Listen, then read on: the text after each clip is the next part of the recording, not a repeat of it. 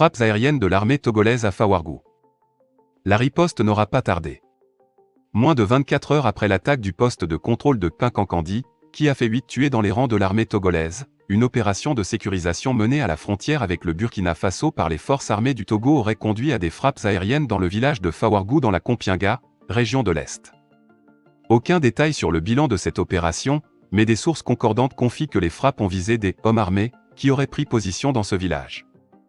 Les forces armées togolaises ont engagé la riposte par des frappes aériennes suite à la dernière attaque menée par des groupes terroristes contre le poste de contrôle de Kekpakandi. Une riposte tous azimuts dans le rayon transfrontalier. Le dispositif militaire ayant été renforcé pour une réponse à la taille du défi. Depuis le mercredi 11 mai dernier, l'armée togolaise a entamé une vaste opération de sécurisation à la frontière avec le Burkina Faso. L'opération concernerait également plusieurs localités burkinabées voisines de la frontière avec le Togo. Plusieurs médias burkinabés indiquent que des frappes aériennes ont été faites par l'armée togolaise dans le village de Fawargou dans la Kompienga, région et du Burkina Faso, proche de la Kekpakandi. Frappes aériennes contre des hommes armés. Difficile pour leur d'avoir des détails sur le bilan de ladite opération, qui est toujours en cours. Les mêmes sources du Burkina Faso expliquent que les frappes ont visé des hommes armés, qui auraient pris position dans le village de Fawargou. Dans la nuit du mardi 10 au mercredi 11 mai 2022, une colonne de terroristes a attaqué le poste de contrôle de l'armée togolaise dans la localité de Kekpakandi, préfecture de Kenjal. L'attaque a fait 8 morts et 13 blessés dans le rang des militaires togolais. Le gouvernement a condamné une « attaque barbare » et avait saisi l'occasion pour rassurer les populations de la détermination des forces de défense et de sécurité à protéger le territoire.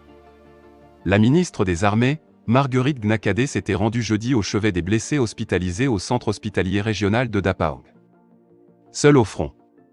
Sur la frontière avec le Burkina Faso, le Togo est pratiquement seul face à la menace terroriste.